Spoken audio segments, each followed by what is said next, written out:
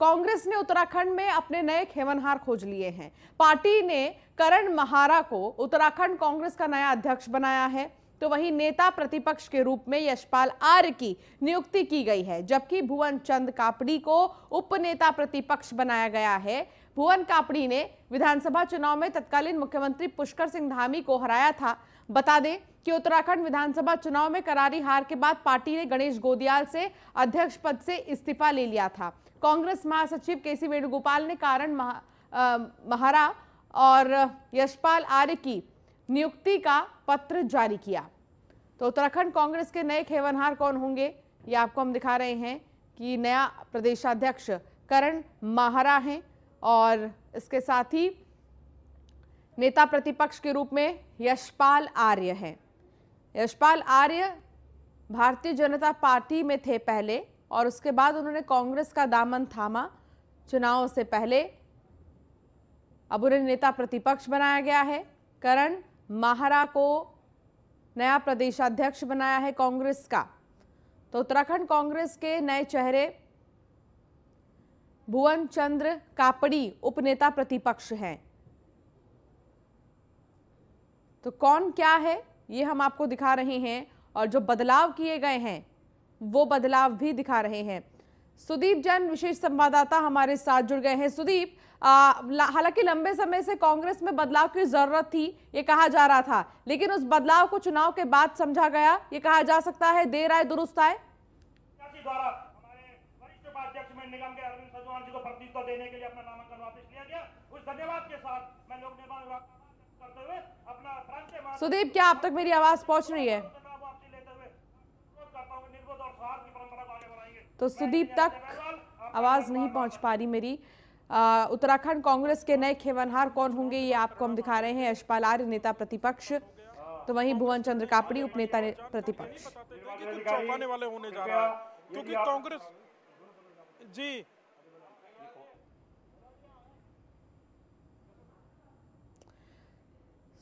सुदीप, आपने मेरा सवाल सुना? आपको मेरी आवाज आ रही है?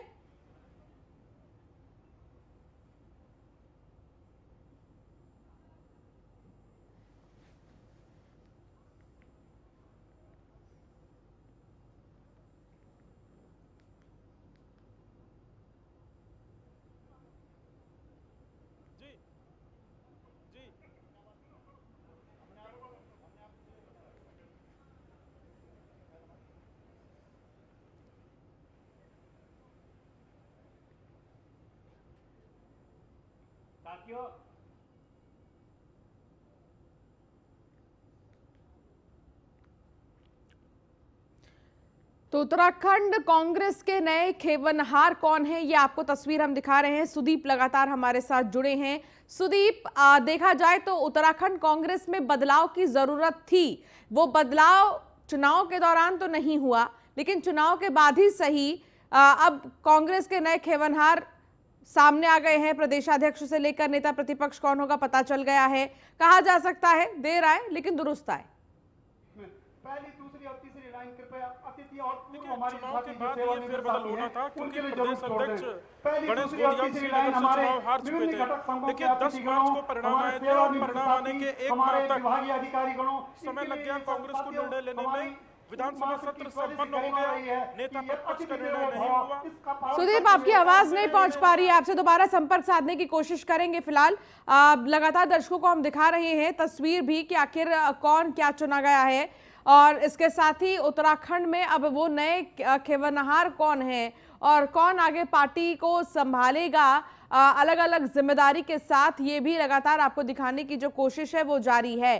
तो भुवन चंद्र कापड़ी की तस्वीर आप देख रहे हैं। करण माहारा जो कि प्रदेशाध्यक्ष के तौर पर चुने गए हैं कांग्रेस के लिए, इसके साथ ही यशपाल आर्य नेता प्रतिपक्ष। उत्तराखंड की सियासत से जुड़ी बड़ी खबर आपको बता दें, देहरादून में सीएम पुष्कर धामी से मिले प्रीतम सिंह। मुख्यमंत्री आवास पर दोनों की मुलाकात हुई है। कांग्रेस के पूर्व नेता प्रतिपक्ष रहे हैं प्रीतम सिंह, जो मिले हैं पुष्कर धामी से। देहरादून में सीएम पुष्कर धामी से मिले प्रीतम सिंह। नए नेता प्रतिपक्ष के तौर पर यशपाल आर्य को चुना गया है, लेकिन प्रीतम सिंह हाल ही में पुष्कर सिंह धामी से मिले हैं। कांग्रेस के पूर्व नेता प्रतिपक्ष रहे हैं प्रीतम सिंह, जिन्होंने मुलाकात की है। तो उत्तराखंड की सियासत से जुड़ी ये बड़ी खबर, जहां नेता प्रतिपक्ष प्रीतम सिंह, पूर्व नेता प्रतिपक्ष प्रीतम सिंह पुष्कर सिंह धामी से मिले हैं। मुख्यमंत्री आवास पर दोनों की मुलाकात हुई है, दोनों के बीच बातचीत हुई है। हालांकि इस दौरान क्या बात हुई अभी इसको लेकर कोई पुख्ता जानकारी नहीं है, लेकिन जो अटकलों का बाजार है वो काफी गर्म है। सुदीप जैन हमारे संवाददाता लगातार हमारे साथ जुड़े हैं। सुदीप, ये जो मुलाकात है प्रीतम सिंह की और मुख्यमंत्री पुष्कर सिंह धामी की, सबसे पहले तो बताएं कि मायने क्या हैं इसके।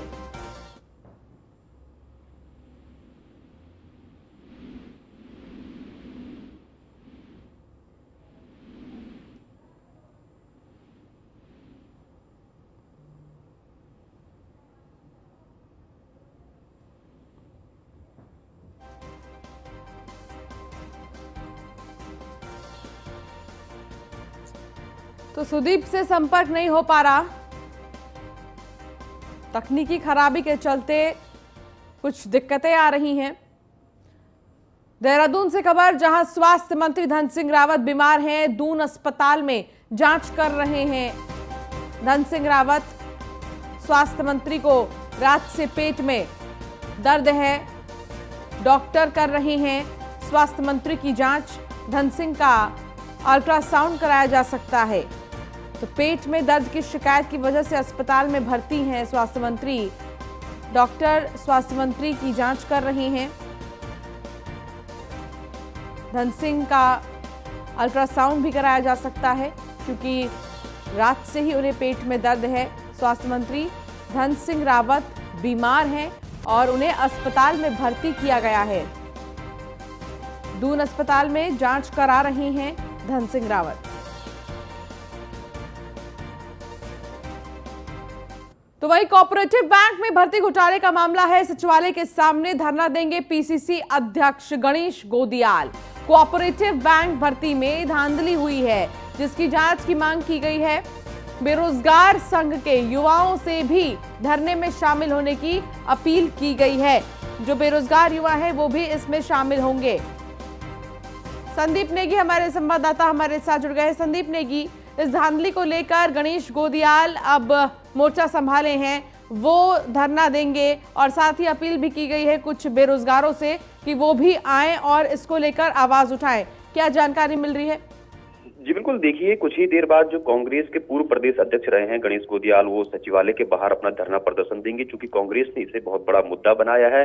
और इससे अगर मैं बात करूं तो कहीं ना कहीं जो बेरोजगारों को साथ लेकर कांग्रेस ने सीधे तौर पर धरना प्रदर्शन की बात कही है। कुछ ही देर बाद जो ये धरना है गणेश गोदियाल का, ये सचिवालय के बाहर शुरू हो जाएगा। और जिस तरह से कांग्रेस सीधे तौर पर कह रही है कि पूरे मामले में कहीं ना कहीं जो एक विधानसभा की जो संयुक्त जांच समिति की निगरानी के तहत इसकी पूरी तरह से जांच होनी चाहिए, क्योंकि कांग्रेस को ये लग रहा है कि इसमें जांच में पारदर्शिता नहीं आ पा रही है। लिहाजा इसको लेकर कहीं ना कहीं कांग्रेस ने बड़ा मुद्दा बनाया है। इससे पहले अगर बात करें तो मुख्यमंत्री पुष्कर सिंह धामी के साथ साथ सहकारिता मंत्री धन सिंह रावत है, उन्होंने सीधे तौर पर इस पूरे मामले की जांच के आदेश दिए हैं और कमेटी भी बनाई है। लेकिन कुल मिलाकर अभी तक अगर बात करें तो जांच भले ही आगे बढ़ी है, लेकिन इस वक्त अभी जांच में फिलहाल कुछ नहीं निकल कर आया है। तो ऐसे में कांग्रेस ये चाह रही है कि पूरे मामले की जो जांच हो वो अलग से विधानसभा की समिति के द्वारा इसकी जांच की जाए। और इसको लेकर कहीं ना कहीं आज जो बड़ा प्रदर्शन कांग्रेस के पूर्व अध्यक्ष रहे हैं गणेश गोदियाल, वो यहाँ पर विधानसभा में करने वाले हैं। और उनके साथ जो कई उन्होंने बेरोजगार का जो समूह है, संगठन है,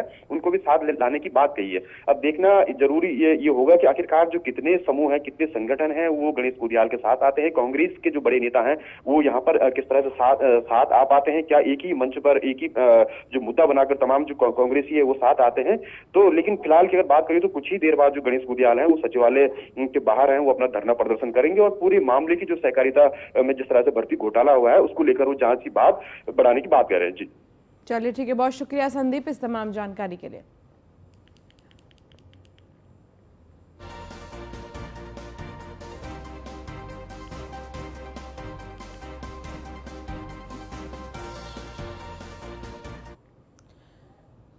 यूपी बीजेपी संगठन में जल्द होंगे कई बड़े बदलाव। यूपी को नया प्रदेशाध्यक्ष के साथ नया प्रदेश संगठन महामंत्री भी मिल सकता है। सुनील बंसल को किसी और राज्य में संगठन की बड़ी जिम्मेदारी मिल सकती है। यूपी, कर्नाटक, राजस्थान और महाराष्ट्र में संगठन में बदलाव हो सकते हैं। विधान परिषद चुनाव के परिणाम आने के बाद शुरू होगी बदलाव की कवायद। तो यूपी, कर्नाटक, राजस्थान और महाराष्ट्र में संगठन में बदलाव हो सकते हैं। विधान परिषद चुनाव के परिणाम आने के बाद बदलाव की कवायद शुरू होगी। यूपी बीजेपी संगठन में जल्द होंगे कई बड़े बदलाव।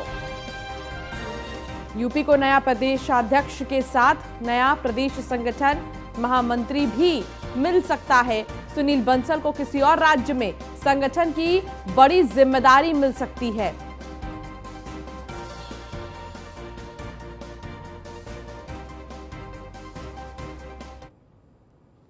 गोरखपुर में सीएम योगी ने जनता दरबार लगाया। सीएम योगी ने जनता से बातचीत की है और साथ ही फरियादी भारी संख्या में पहुंचे। फरियादियों की भीड़ लगी रही, जिनकी समस्याएं सीएम योगी ने सुनी। आपको बता दें कि फौरन वहां पर मौजूद अधिकारियों को भी दिशा निर्देश दिया गया कि जल्द से जल्द इनकी समस्या को दूर किया जाए। तो सीएम योगी ने जनता दरबार लगाया। सीएम योगी के जनता दरबार में फरियादियों की भीड़ लगी रही, फरियादियों की समस्याएं सुनी सीएम ने अफसरों को दिए तुरंत समाधान के निर्देश।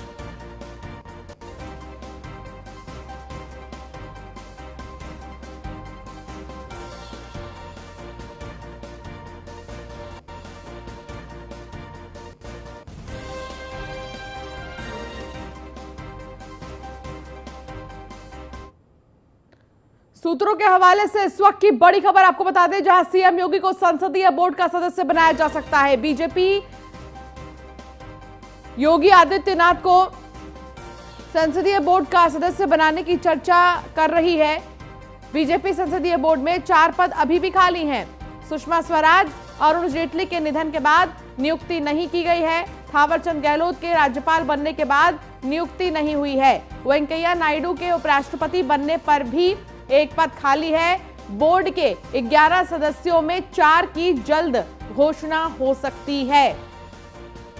तो थावरचंद गहलोत के राज्यपाल बनने के बाद नियुक्ति नहीं हुई है। वेंकैया नायडू के उपराष्ट्रपति बनने के बाद भी एक पद खाली है।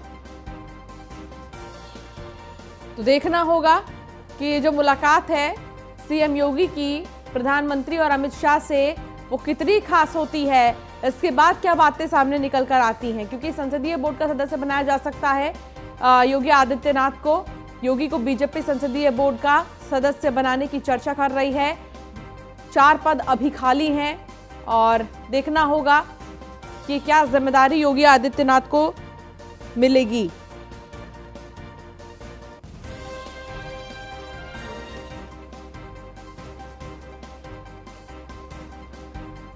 पीयूष तिवारी हमारे संवाददाता हमारे साथ जुड़ गए हैं। पीयूष, क्या जानकारी मिल रही है संसदीय बोर्ड को लेकर?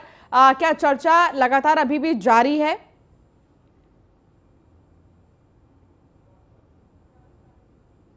पीयूष, क्या अब तक मेरी आवाज पहुंच रही है? पीयूष, संसदीय बोर्ड की बैठक को लेकर क्या जानकारी मिल रही है? सदस्य नियुक्त किए जाएंगे जिसमें कि योगी आदित्यनाथ का नाम सामने आ रहा है। अभी पुख्ता जानकारी कुछ मिल पाई है? जी बिल्कुल, देखिए सीएम योगी आदित्यनाथ आज दिल्ली दौरे पर आ सकते हैं। करीब 2 से 3 घंटे का वक्त बचा है जब वो दिल्ली दौरे पर आएंगे। तमाम जो तैयारियां हैं उत्तर प्रदेश सदन में वो पूरी कर ली गई है। लगातार जो सुरक्षा के दृष्टि से अगर हम बात करें वहां पे सुरक्षा व्यवस्था बढ़ा दी गई है। अगर हम बात करें संसदीय बोर्ड के सदस्य की, तो योगी आदित्यनाथ का नाम चल रहा है। करीब 11 सदस्यों में 4 सदस्य बनाए जाने हैं, जिसमें सीएम योगी आदित्यनाथ का नाम सबसे ऊपर कहीं ना कहीं नजर आ रहा है। तो दिल्ली दौरा सीएम योगी आदित्यनाथ का काफी अहम हो जाता है, क्योंकि देखिए सुषमा स्वराज की मृत्यु के बाद अगर हम बात करें या अरुण जेटली की मृत्यु की बात करें या थावरचंद गहलोत जो कि राज्यपाल बनाए गए हैं, इसके अलावा उप मुख्यमंत्री उप राष्ट्रपति जो बनाए गए थे वेंकैया नायडू, इसके बाद तमाम जो संसदीय बोर्ड के जो सदस्यों का जो पद है वो भारतीय जनता पार्टी में कई दिनों से खाली पड़ा हुआ था। इसको पूर्ति करने के लिए इसको कहीं ना कहीं भारतीय जनता पार्टी अब तैयार दिख रही है। इसके अलावा सीएम योगी आदित्यनाथ का दौरा इसलिए भी अहम हो जाता है दिल्ली में, क्योंकि वो तमाम केंद्रीय मंत्रियों से मुलाकात के संभव है, वो गृह मंत्री अमित शाह से भी मुलाकात कर ले। चूंकि आप देखिए भारतीय जनता पार्टी के उत्तर प्रदेश के संगठन में भी तमाम तरीके के बदलाव होने हैं। अगर हम बात करें प्रदेश अध्यक्ष की भी चर्चा यहाँ दिल्ली में हो सकती है। इसके अलावा जो प्रदेश के संगठन महामंत्री हैं उनके नाम पर भी चर्चा हो सकती है। तो तमाम ऐसे बिंदु है जिस पर आज भारतीय जनता पार्टी के अलग अलग नेताओं से अगर हम बात करें तो भारतीय जनता पार्टी के राष्ट्रीय महामंत्री हैं BL संतोष, उनसे भी सीएम योगी आदित्यनाथ की मुलाकात हो सकती है। तो सबसे बड़ी जो खबर है सूत्रों के हवाले से वो यही है कि संसदीय बोर्ड का सदस्य सीएम योगी आदित्यनाथ को बनाया जा सकता है। तो ये कोई बड़ी जिम्मेवारी है, अहम जिम्मेवारी है, चूंकि आपने देखा होगा कि उत्तर प्रदेश में किस प्रकार से भारतीय जनता पार्टी को एक तरीके से प्रचंड बहुमत मिला था जिसमें सीएम योगी आदित्यनाथ। ठीक है पीयूष, मैं आपको रोकना चाहूंगी। इस बीच गोरखपुर हमले के आरोपी मुर्तजा की आज पेशी है कोर्ट में। यूपी ATS मुर्तजा को लेकर गोरखपुर कोर्ट पहुंच गई है। तस्वीर दिखा रहे हैं, हम सीधी तस्वीर दिखा रहे हैं जहां मुर्तजा को लेकर कोर्ट पहुंच गई है ATS। 7 दिन की और रिमांड मांग सकती है यूपी ATS। आज हमलावर मुर्तजा की ATS रिमांड पूरी हो गई है और ATS समेत कई जांच एजेंसियां मामले की जांच अभी भी कर रही हैं। फिलहाल जो तस्वीर आपको हम दिखा रहे हैं सीधी तस्वीर जहां कोर्ट लेकर पहुंची है मुर्तजा को ATS। मुर्तजा से अब तक की पूछताछ में कई बड़े खुलासे हुए हैं। ISIS के मॉड्यूल से प्रभावित था हमलावर मुर्तजा और अभी इससे पूछताछ जारी है। पूछताछ में हालांकि कई बातें सामने आई हैं, लेकिन इन सब के बीच मुर्तजा को आज पेश किया जाएगा कोर्ट में। हरेंद्र दुबे हमारे संवाददाता हमारे साथ जुड़ गए हैं। हरेंद्र, पहुंच गई है ATS कोर्ट मुर्तजा को लेकर, पेशी है थोड़ी देर में।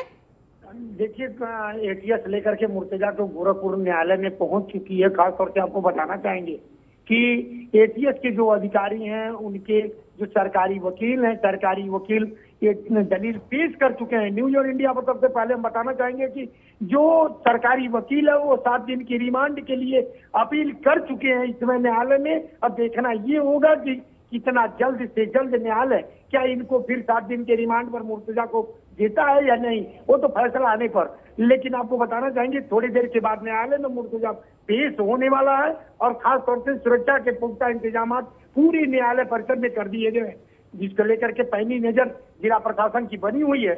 STF और ATS और NIA की टीम भी लगी है और जिले की जो जांच एजेंसियां वो भी लगी हुई हैं। खासतौर से उसकी पैरवी कौन करता है, उससे मिलने कौन जाता है, इस पर भी पैनी नजर जिला प्रशासन की बनी हुई है। और खास तौर से ये पूर्वांचल ही नहीं कि उत्तर प्रदेश का सबसे बड़ा जो एक आतंकवादी का सदस्य माना जा रहा है उसको लेकर के आज मुर्तजा को ATS की टीम गोरखपुर न्यायालय पहुंच चुकी है और थोड़ी देर के बाद अब उसे न्यायालय में न्यायालय में पेश कर दिया जाएगा। हालांकि ATS से भी कोर्ट में ये तो जरूर पूछा जाएगा कि अब तक की जांच में क्या कुछ मिला है। क्या लगता है ATS को अब तक की जांच में वाकई में क्या कुछ मिला है? हरेंद्र, एक बार दर्शकों को भी बताएं कि 2 साथियों के बारे में पता चला मुर्तजा के, इसके अलावा लगातार अभी भी जांच जारी है। जब से मुर्तजा पुलिस की कस्टडी में आया है स्थानीय पुलिस ने काफी खुलासे किए। उसके बाद मुर्तजा को जब NIA, ATS और STF ने अपने कब्जे में लिया तो खास तौर से काफी सुराग मिले, जिसके प्रकार से उसको नेपाल के लिंक मिले, नेपाल के खाते मिले और जगह जगह कई जिलों में उसके तार मिले हैं, जिसको लेकर के मुंबई भी ATS की टीम गई थी और वहां भी जांच की। तो खासतौर से काफी खुलासे हुए। अगर 7 दिन का न्यायालय और रिमांड पर देता है तो आने वाले 7 दिनों में और बड़े खुलासे होंगे कि मुर्तजा के किससे संबंध से, कहाँ लिंक है और इसके सरगना कौन है। सरगना तक ATS पहुंचने की और NIA, STF पहुंचने की कवायद कर रही है। तो 7 दिन की और रिमांड के लिए जो सरकारी वकील ने अपनी दलील पेश की है, अब देखना तो यही होगा जज कब तक इनकी बातों पर वो करके 7 दिन का और रिमांड देता है कि नहीं देता है तो समय बताएगा। लेकिन फिलहाल मुर्तजा बस 5 से 10 मिनट के अंदर गोरखपुर न्यायालय में पहुंचने वाला है और सुरक्षा के पुख्ता इंतजाम किए हैं। हालांकि हरेंद्र एटीएस के साथ पहुंच तो गया है मुर्तजा कोर्ट में पेश होने के लिए, लेकिन क्या कोई और भी सबूत के तौर पर या फिर विटनेस के तौर पर पेश होगा जो जानता है मुर्तजा कहाँ रहता था या फिर इसकी गतिविधियां क्या थी?